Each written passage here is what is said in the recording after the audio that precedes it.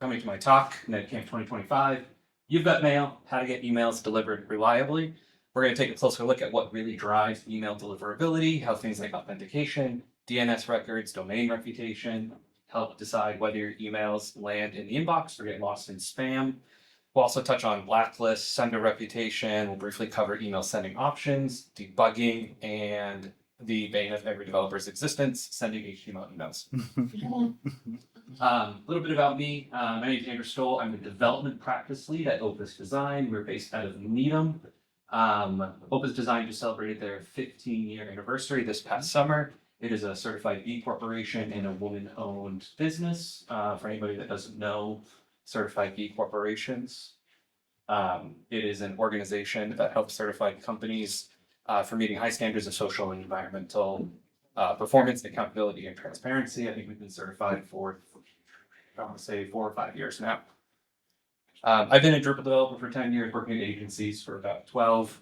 My very first Drupal 7 website launched 10 years ago, almost to the day. I had to go into the Wayback Machine sometime between November and December. And thinking about that project now makes me excited for everything I've learned, especially from the community. All right, so why emails don't get delivered? One of the most important parts of the talk. First, really simple, basic reasons. It's always good to start with these and check these first. Wrong recipient email address. Maybe you were sending it to a Kathy, but she spells her name with a C and not a K, and it just never made it to her. It's possible the recipient inbox is full. This is a lot less common now as more and more services offer more and more inbox size, but it can still happen. Or if you're using a API, you might have invalid API keys or credentials connected to an SMTP server, something like that. If you run into these issues, congratulations, you can leave this talk. You don't need to learn anything more when you're done. Next is domain reputation and sender score. Domain reputation, sometimes referred to as sender score. It's a rating that email providers use to judge how trustworthy your emails are. It's based on your sending behavior and how recipients engage with your messages. So what affects your reputation? Spam complaints.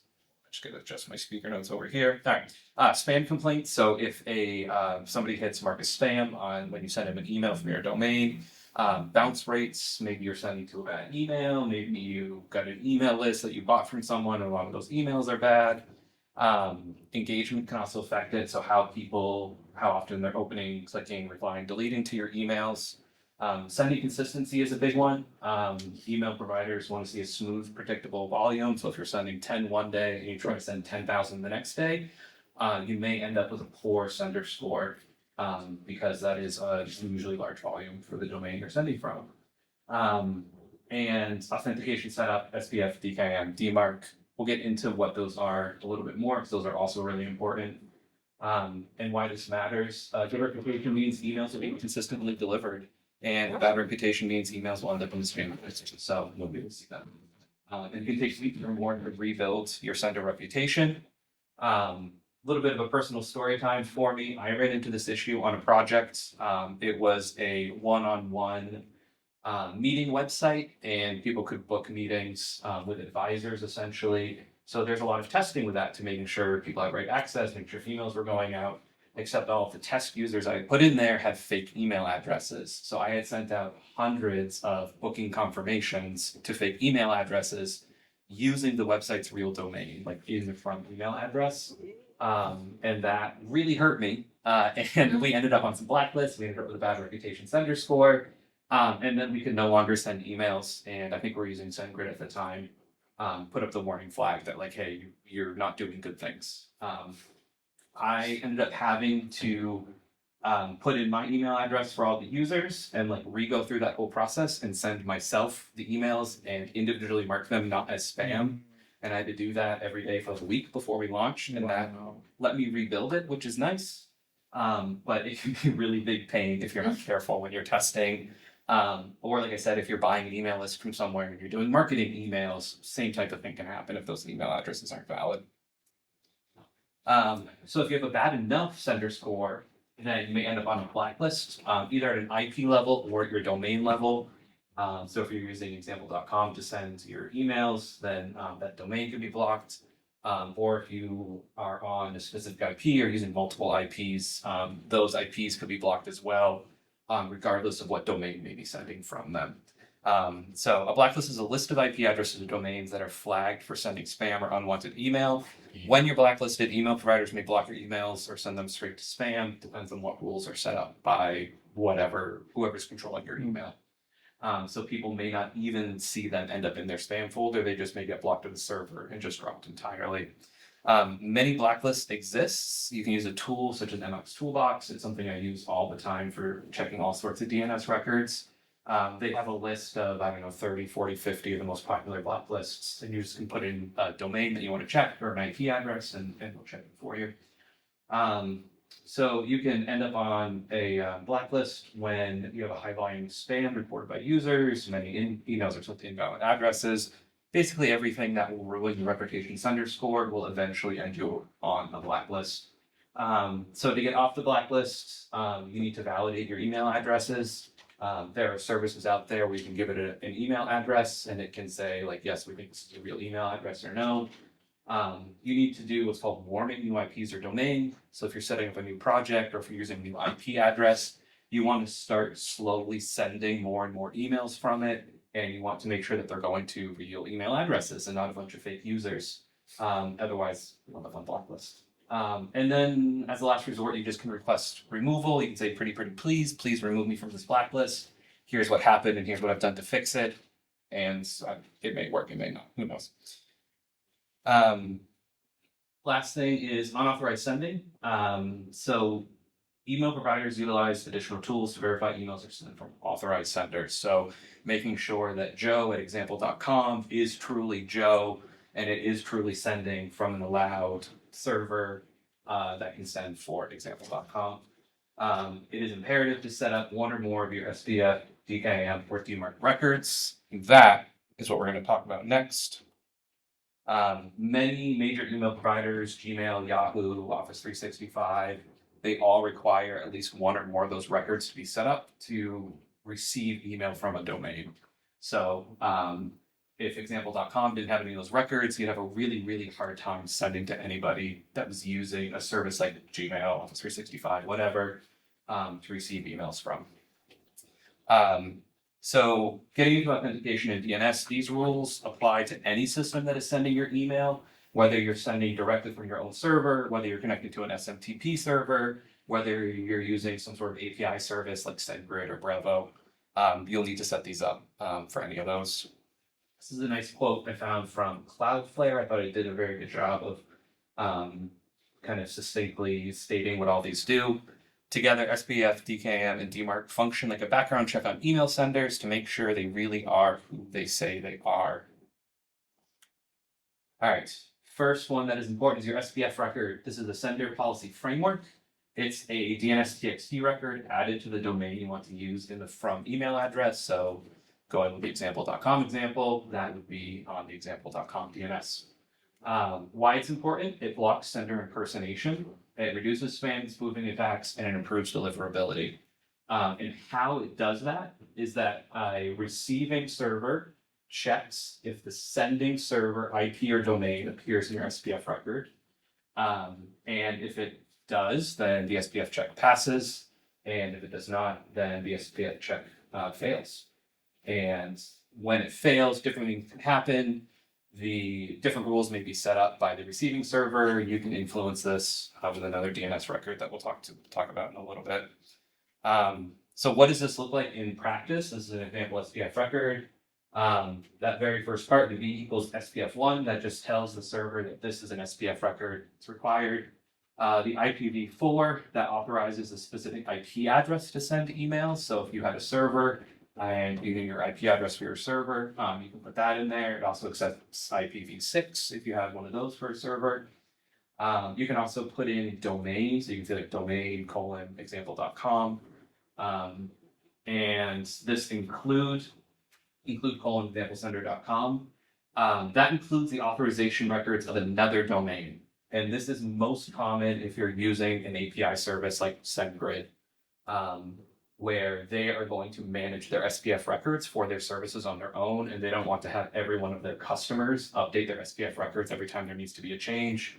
So you can just say, yeah, these are my custom ones, but also include everything from this other service. And the last bit there allows you to either authorize, deny, or allow but mark as spam when emails that do not pass the SPF check end up in a receiving server. So the options are the tilde all, which means try to deliver it, but mark it as spam. You can also do plus all, which is just like, whatever, just deliver it. I don't care if this check passes or not. Or you can do minus all, and that will say deny sending any of these emails or deny like receiving any of these emails if they don't match this SPF record.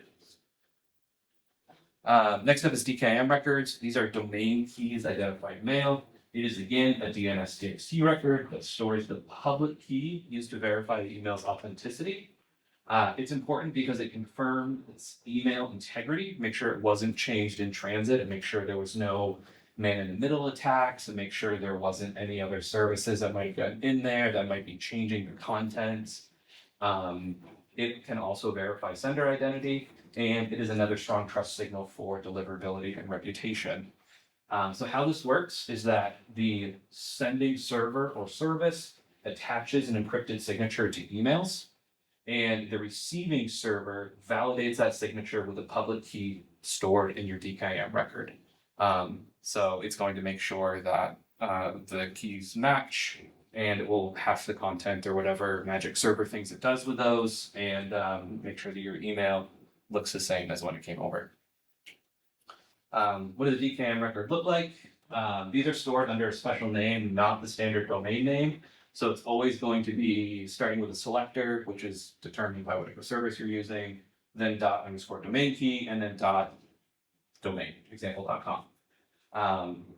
So the domain key, the _domain key is the DNS namespace for DKIM records. Content in this one's a little bit simpler. You just have a v equals DKIM1 to indicate that, again, this is a DKIM record. It is using version 1 of this. There is no version 2, but as developers, we're all forward thinking and think that there might be at some point. And then the p equals, this is just your public key, which is what the receiving server is going to look up and use to validate that email to make sure that it is coming across as it is expected to. DKIM records can also be set up using CNAME records instead of these TXT records. Again, that is most common when you are using an email sending service like SendGrid. Again, because they want to manage their DKIM records on their own, they don't want to have everyone update their records all the time. And when you put in, when you do like a DNS check for your domain name, it will actually return the results from whatever service you're using if you use the CNAME. So CNAME is largely preferred? Depends on what type of service you're using. If you have like your own server that is capable of sending email and is set up to, and you're just sending it yourself, you just can set this up yourself and not worry about doing it as a CNAME. The CNAME is really only necessary if you're using another service, and that service is going to be ultimately responsible for those DKIM records. But I mean, sending from your own server pretty much doesn't work in 2025 because you have to warn the IP, get the IP whitelisted. It's practically impossible. Yes. Yep. Yeah. Which Google has monopolized. Yes. Last one is the DMARC records. Totally optional, but nice to have. DMARC stands for Domain-Based Message Authentication, Reporting, and Conformance, which is a mouthful, so thankfully we have the acronym of DMARC. It is another TXT record that tells the receiving email server what to do after checking the domain's SPF and DKIM records. So this can also help reduce phishing and spoofing attacks because you can deny messages if they don't pass the SPF and DKIM checks. So it's going to also block unauthorized senders. And the other nice thing that you can do with a DMARC record is you can send logs to yourself or to another service. So there's domain usage insights into your email service. And they're the most easiest things to interpret. It's so easy to read those logs. I have an example of one. Great. Yeah. So So how this works, in your DMARC record, you can say the SPF check is required or not. You can say the DKIM check is required or not. And then the DMARC policy can say, okay, if either and or both of those pass or fail, what do you want to do with it? You can allow it, which is very similar to the plus all in your SPF record. You can quarantine it, which is similar to the tilde all, which is going to try to deliver it or mark it as spam. Or you just can reject the message entirely, and then it probably won't get to the person, or will also be marked as spam. And then the reporting piece of this can be configured to log information on passes or failures. So if you're a large organization, or you want insight into who is sending emails, what services are sending emails on behalf of your domain, it can be really helpful to get those. It is most helpful when you send it to a service that can aggregate those logs for you and kind of surface the information that's a little bit hard to read from those. For a while, I'll go to this slide first. For a while, I was sending myself DMARC reports on my own domain, andrewjstowell.com. And it's an XML file, and it just is impossible to read like this.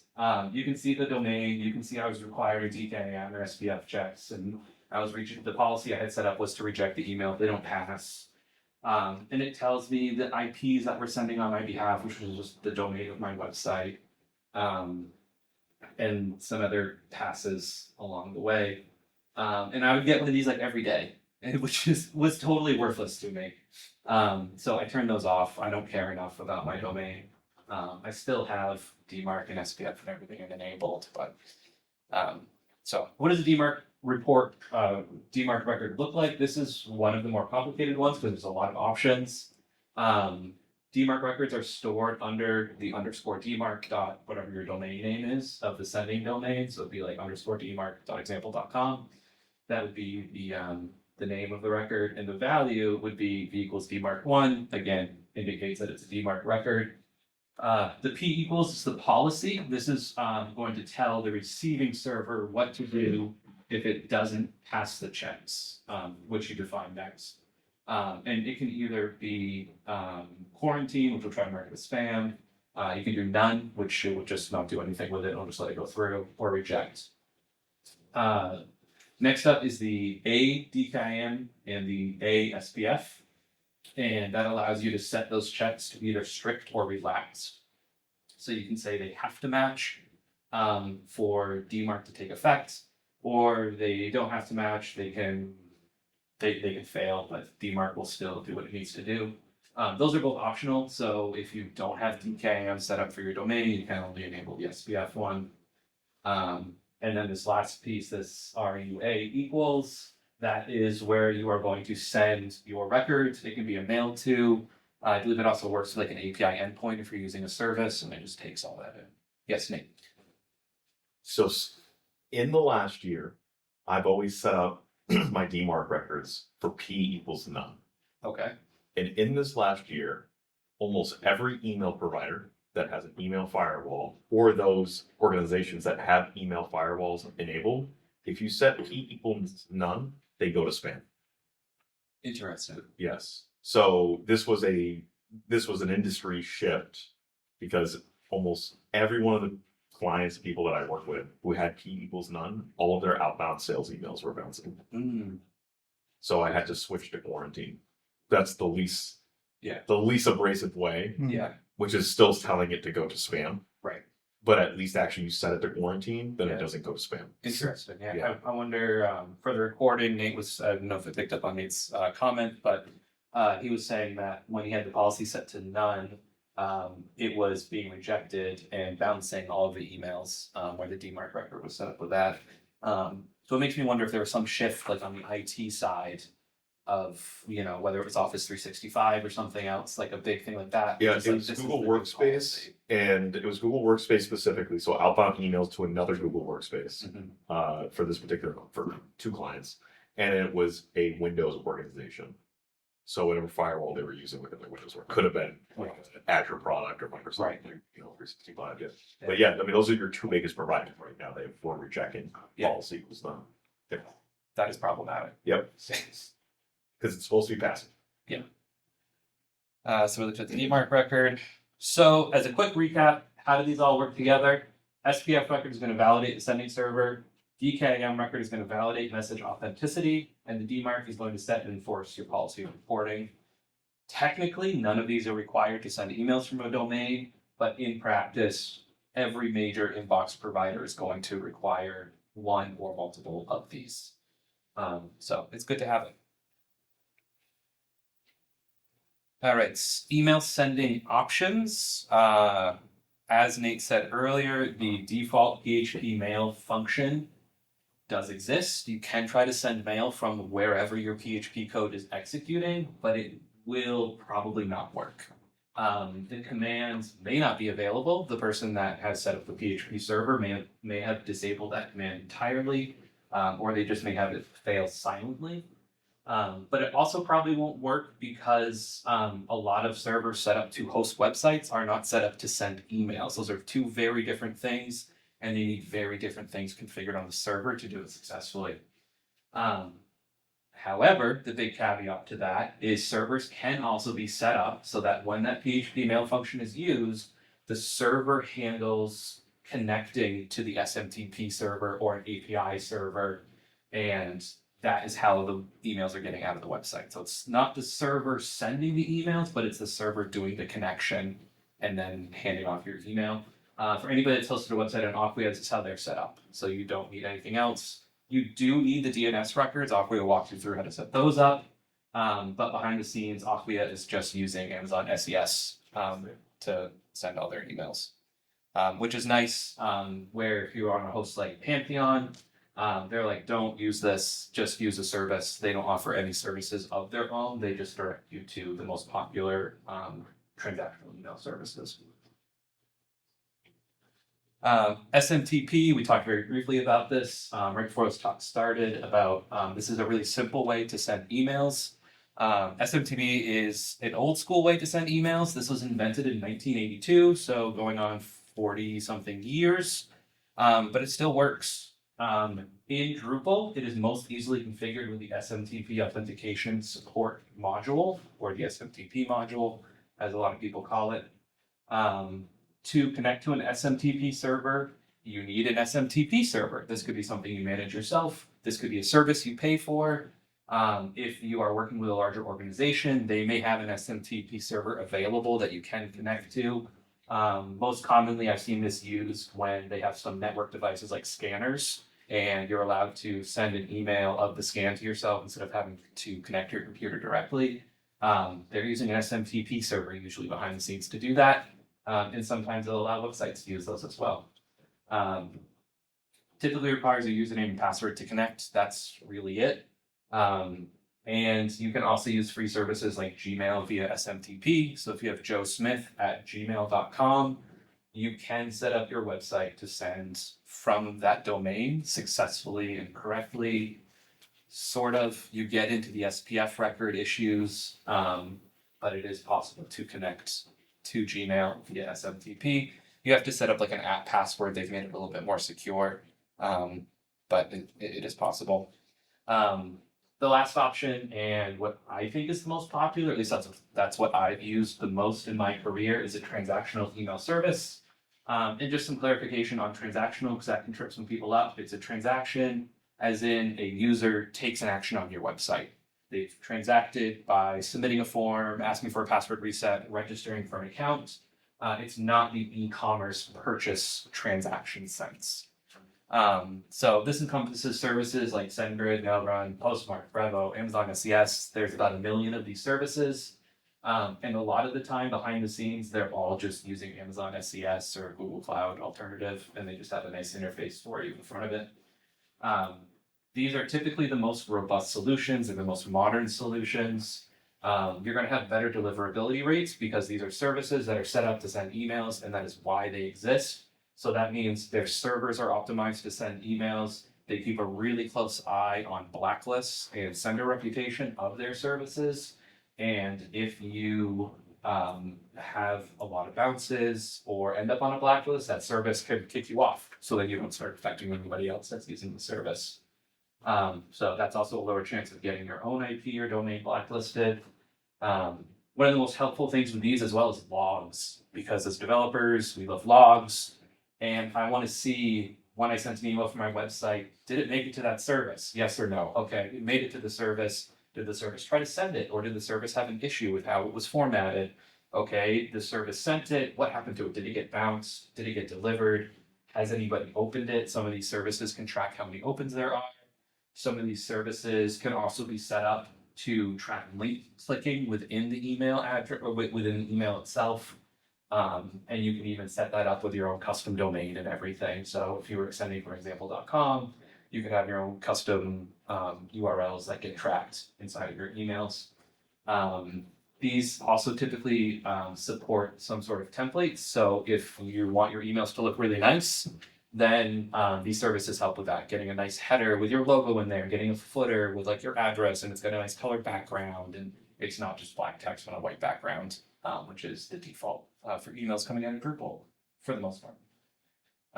And some of these services are free for up to 100 to 300 emails a day. So if you've got a smaller site or a site that doesn't need a lot of form submissions, or you just need it for like password resets, the free tiers, a lot of these services can be really nice and a really great solution for clients or your own organization.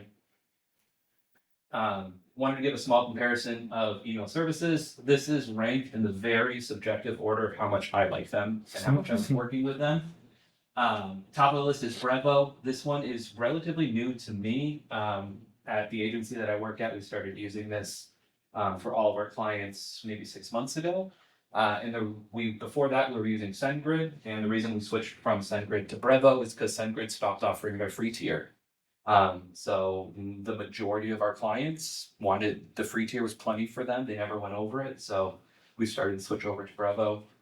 You will see there's a WordPress plugin column here. I'm sorry for anyone that only does Drupal, but we do a lot of WordPress too. So we wanted a solution that was going to work across platforms. So Brevo is my favorite. You get 300 emails a day for free.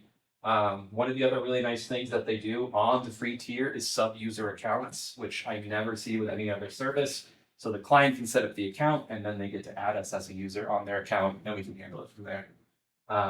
Spark Post has a generous free tier. The Drupal mod was only an alpha release though. SendGrid is still a great solution if you need to send a lot of emails. 50,000 emails a month for $20, and the rest of them are pretty similar from there. But those are some of my favorite services. Some other Drupal modules you're going to need to send emails. It's probably going to be one or the other of these.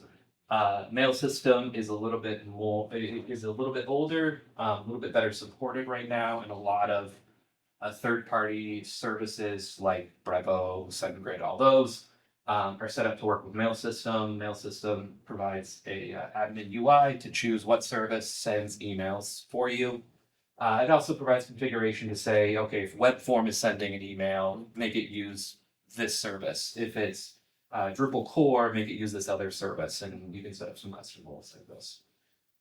You can also choose your formatter. So whether you want to do plain text formatting, HTML formatting, some custom format that comes from one of these services, those are all optional in there. Symphony Mailer is a newer one. It's supposed to be the great replacement and take over Drupal core of how emails are going to be sent. It does everything Mail System did and more, including third-party delivery, load balancing, failover, which is super cool. So if like you were using SendGrid and that went down and you're like, this email needs to go out right now, you can have a backup in place, and then you have a much better chance of all of your emails getting delivered. This was becoming really popular. I think it was included or is still included in the Drupal CMS. Don't quote me on that, I'm just pretty sure. But the Drupal developer that was working on this has decided to no longer maintain it. And he said it was, or they said, I'm not sure who maintains it, they said that it was because there's really big changes coming to Drupal Core 12 that the core team could not decide on, and it might be Symphony Mailer, it might not be, but they only plan on supporting it until the end of Drupal 11. So not a great time to get into this new module right now. Debugging emails. So you set up your services, you set up your domains, you've added your DNS records, and you're still having trouble with email. How do you debug email and see what is happening? First option is MailPit. This is a service, like a local service on your local development computer that is going to capture all outgoing emails as long as you're using the mail function in PHP. So it essentially takes in all those emails, it gives you a web interface, and you can see those emails like in a fake inbox. They never get out to people. Got some example Lando configuration to set up a service, and then the DDEV configuration is a little bit simpler. I never thought we'd ever say that. I said that in my last talk. That used to be so complicated. It's so easy. I still have not made the switch from Lando to DDEV, but I've heard really great things for many years. What's that conversation? So if your website is using an API service like SendGrid or it's connecting to an SMTP server, this isn't going to work because the website is connecting externally to those services. So this is only going to work if you use the native mail function in your code, which could either be done in custom code to check to see if you're local, or if you're on an Acquia project, then you're just going to be using that by default. Next option, this is the one I use most commonly, is reroute email. I usually enable this on a config split for anything that's pre-production. And what this does is any outgoing email from your website, it overwrites the to address to what you configured in the backend. So on pretty much every dev or test website we have, all emails end up going to our like shared developer account. And they never make it out to clients. We can add, if the client needs to like test something on those services, we can add them to those configuration rewrites or to those email rewrites, so that they can still get those emails, but they're never going to make it out to actual users by accident, which is always super important.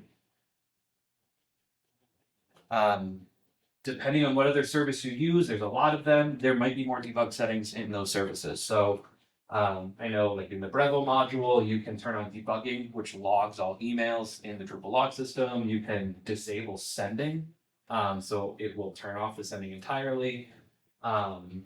So check what module you're using, see if they offer any debug settings, and it might be helpful.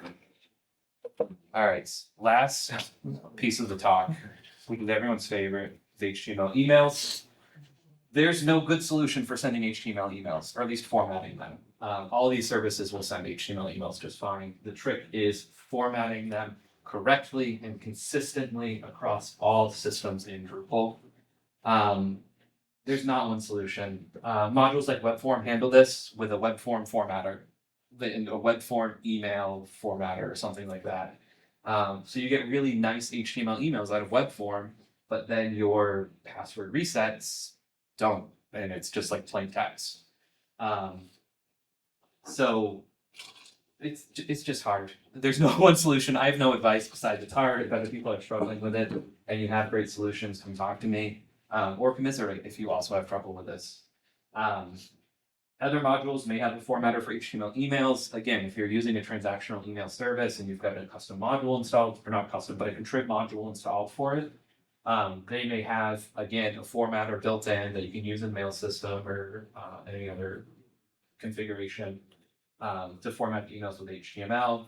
I've also had to just write a really small utility module sometimes, and that just forces all outgoing emails to be HTML.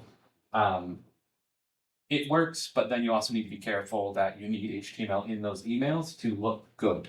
Because if you send the password reset that is by default in Drupal, and you format it as HTML, it's just going to come across as one long sentence and not be like nicely broken up. So it's a lot of configuration, a lot of testing, a lot of figuring out where pieces break.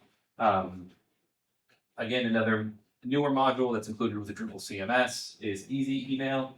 It is supposed to be another solution for formatting and sending HTML emails. It allows you to set up templates.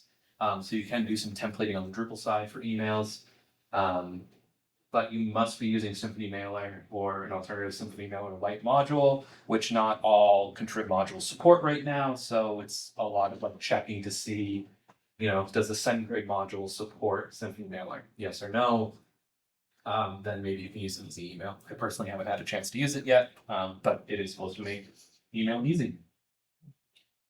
All right, that's my talk. Sources and credits. Cloudflare was super helpful for this blog post about configuring SMTP with Google. my AI statements, AI tools were used, but everything was reviewed by me before I put it into this to make sure it was accurate. Thank you for everyone that showed up. You can access the slides there if you're curious. Scan the QR code that will bring you there. My name, my email, my Drupal.org username, all over there. If anyone wants to get in touch. Nice job. Thank you. So the email template issue with compatibility across clients, honestly, the most reliable thing I've ever used is templates within SendGrid. Mhm. Because they can do the different, they can test across the different clients. Yeah. And then just calling the SendGrid API and sending the variables. Yes. That's, unless you want to use Litmus, right? Is that the Yeah, email they, tool? they don't exist anymore. They don't. Yeah, I They've mean, done I haven't done. I've only done SendGrid templates. They were the exclusively. best by far, Yeah, but they've been bought and it's another part of like a whole industrial suite, and you can't buy access to just that. I think emails on Acid still exists. Okay. For testing. I think we've used that recently. Okay. For the recording, Nate was saying that SendGrid templates work the best, where you just pass in your data variables, but the templates are set up in SendGrid. Revo has something similar where you can template it and just send in like the body, and it makes life really easy. Or you have a really great designer that knows how to design really simple, beautiful templates. Yes. Yeah. Yeah. Yeah. Go ahead. Go way back to the beginning, you said that, sorry, I'm just gonna read it, that that one of the things that affected domain reputation sender score was engagement, Yes. opens and clicks. Who is tracking that? Everyone.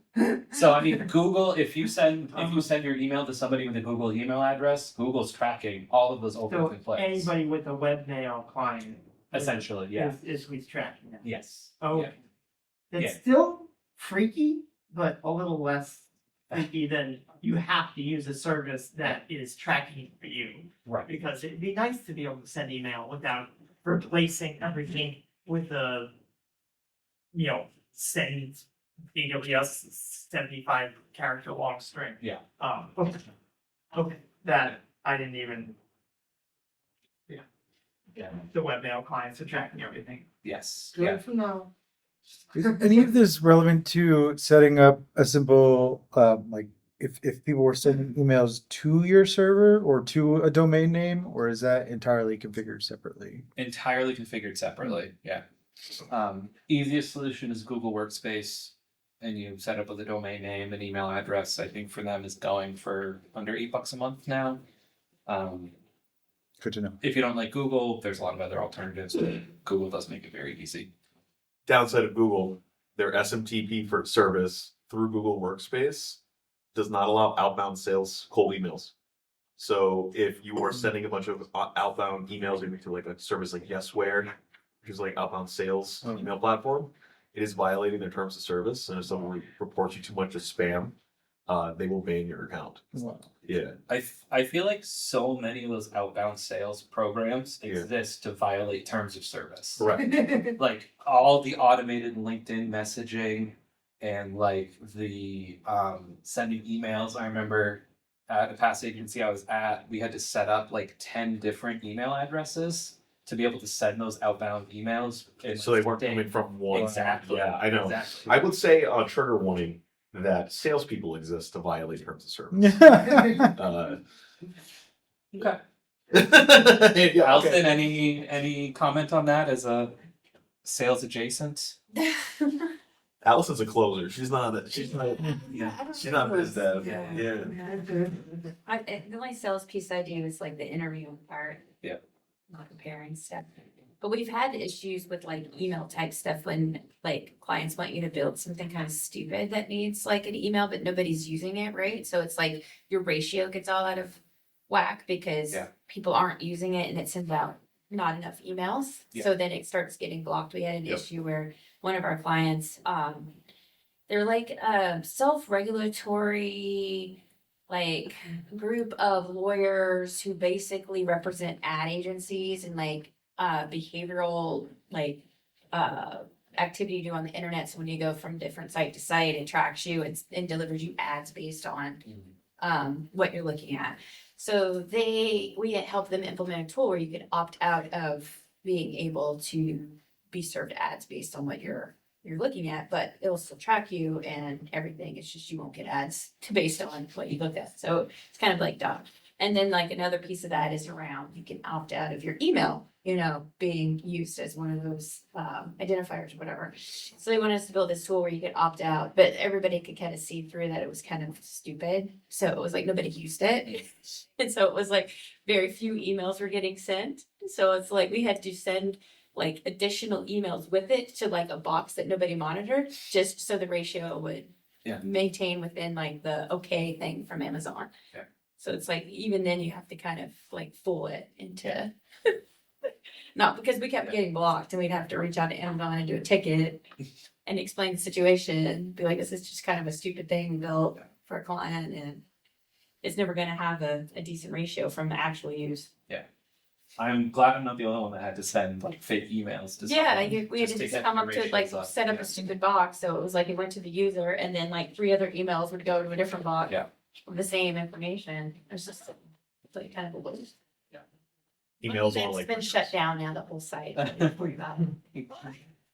Just as far as like going from this to like mailing lists. Yeah. Do you feel like there's a hard cutoff, or do you just like keep using a transactional service as? Check the terms of service of the. That's probably where it's going to come in most. For the recording, the question was, where's the line between using a transactional email service and then graduating to a tool that is meant for like email marketing campaigns?